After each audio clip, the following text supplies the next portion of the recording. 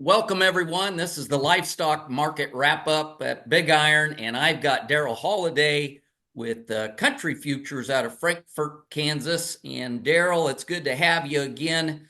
I'm sure as we wrap up this year, there's going to be a lot to talk about in the craziness in these markets and where we're going this next year, what the outlook is going to be like. As I was out talking to some of our reps, we've got a special couple sales coming up. The females, as we talked about last time, the female side on bred cows, bred heifers just caught on fire the last 2.5, 3 weeks across really our entire trade area from Colorado, Wyoming, with all-time new highs on bred heifer. Hereford bred heifers for almost $3,700 to pairs with good calves at side for 42, 43, $4,400. And we're getting geared up for a calf sale next week. Daryl, what do you think of this market, and where do we go from here? Well, the market's been phenomenal. And I'm going to talk about the cash market mainly because I think that's what leads us everywhere we go. And, a couple things that come to mind. Number one is the beef has come off of a Christmas. Really, as we wake up after the day of Christmas, we start getting the feel for where the market is in the real, if where the rubber meets the road, the cash market. Therefore, what's the beef doing? How did we clear out of? My goodness, all indications are we cleared out extremely well. Beef demand was very good through Christmas, and because they have been back trying to buy beef. I mean, the wholesalers obviously had orders standing, and they came in Thursday morning with big orders. And beef has basically, choice beef has basically jumped over $10 a hundred as we speak since last Thursday. Well, that's amazing. That's That's phenomenal. huge. That you usually would anticipate maybe just a little bit of sell off, a little bit of weakness. Yes, you're trying to fulfill the pipeline, but that I think it's a very good sign for beef demand that the consumers liked what they found. They wanted it. And once again, they're eating a lot more of it at home. I think the second thing to point out is as we look forward, looking forward and looking back a little bit, one of the things that's been able to keep the beef supply at least a reasonable level has been the fact that our cattle weigh more. We're putting more pounds of beef on these fed cattle. Yeah. Steer carcass, Yeah. heifer carcass, all well above a year ago. But they have sort of but we usually drop some pounds back in January. And I'm going to tell you, by looking at the weather models, I think January will come through with this consistency. We're going to knock some pounds off these cattle with looking at the weather change we're going to see this weekend through the next couple of weeks. So now you're going to be starting to tighten the beef supply because you're just not going to be able to lay back and put these pounds on. Now, it does not look like it'll be a big impact to the central southern plains. It certainly could be that northern plains, east, the Right. Midwest, Northwest. So that's something to watch. That we need, we don't know the exact track now, but it's certainly a weather pattern change that's going to be a whole lot different than December. Yes. Oh, for sure. Right. Yeah, that's been the talk for some time. We're gonna looks like end of the week, we're gonna Yeah, end of next week get into yeah, bitter cold weather pattern here where we're down to sub zero next Tuesday. So yes, yep, yep. um, as you talk about the supply, I was just going back and looking at trying to find some reports. I guess we didn't have reports out from the USDA just due to the chopped up holiday season, and but I did kind of review and go back and look at the last cattle on feed report uh, here on the 20th, and the placements down 4%, marketing's down 1%. Does that just feed into this tight supply as Yeah, well? Looking at yeah. the placements. Yes, they do. And as a matter of fact, worth noting is that ended up being the lowest placements we've seen in for a November since 2016. So even Ah, though yeah. 4% doesn't sound very much, but that's down 4% off of a number that was down pretty hard last year. And so we're down to so the November of 24 will be the lowest placement number since 2016. Now, once again, that's when we were 16. kind of on our Okay. way up out of the supply before, but we're on our way down in numbers, and we're just getting into that. I also think as we get into January and February, you're going to see these places be under some pressure. They'll struggle a little bit just because we've pulled a lot of cattle forward. The higher prices have pulled some calves forward out of that January supply into December, and so we'll see how that develops. It'll all work out.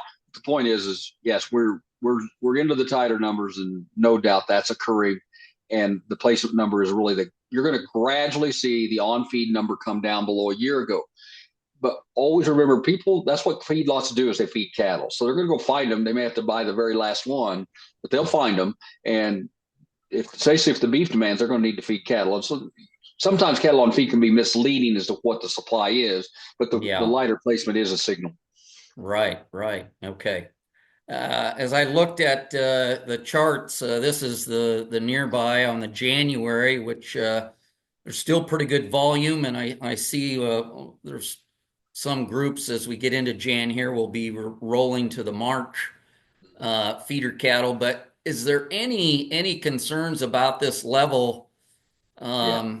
We're getting fairly toppy here. Is there any concern there from a technical perspective? Yes, there is. And I think this is a difficult time because we're up there challenging it again. But here we are with no cash data. For example, the CME feeder index dropped another $4 a day. We're down in 53 or 4, but there's no sales. We're just so the market's pretty well ignored that, but that hurts the psychology. But here we are trying to challenge those highs. I think the number that I would watch for that would really give you some indication of where we're going is if we close successfully above 263, which I think it will still challenge. It'll be hard to get through that level for a while, but we'll go challenge that. And when we do, that'll be a critical level. But we'll get more. We got to get more. We'll get some sales later this week. But as you know, the big volume starts coming next week, and we'll get a very good test. There's there'll be some supply. The supply will pick up a little bit, but also the demand will pick up because we've had a lot of people that have sold cattle out of feedlots in the last 2 weeks. They're going to sell some more this week. They'll be selling some early next week. It'll be shipping out, and they're going to need to get those pens filled back up. Right. Yeah. Again, we've got our first Tuesday of the month feeder calf sale. Got some really good ranch calves, 6-7 weight calves coming right out of the Sandhills next week. On Tuesday, the 7th, before the 10th of January, which we've talked about, is that special time frame, which an old cattleman from out west has told me, man, if you're going to have calves and you got to sell them here in the nearby, get them sold before the 10th, because there could be a little lag before we get into Feb and March. So that's coming up as well. So. Yeah, great. Well, the psychology is good in the fact that cattle feeder have continued right through the holidays to get steady to higher cash price. Last week in Kansas, in the South was 1 to 3 higher, in the North 1 to 2 higher. So in other words, they're dealing with closeouts, what they're comfortable with. They like where the market's at. So in other words, nothing's happened in the cash fed cattle market that would run them off this feeder market. Weather might be a factor if we get into next week. That is probably a concern. Although I do think this is going to be a pretty tough stretch of 10 days on the weather. Looking at the backside of those models, it looks like it comes back more toward normal after that. But it could be a tougher period of time. That could have some impact on any div and daily. That's probably why you'd encourage the direct sales. You can actually after your auction is that you can actually control the day you deliver them. It's not a day you have to load them up, take them to sale barn. So you can adjust to that. The feedlot can adjust, and so can the guy loading them up. Here's one last question, and then I'll let you go.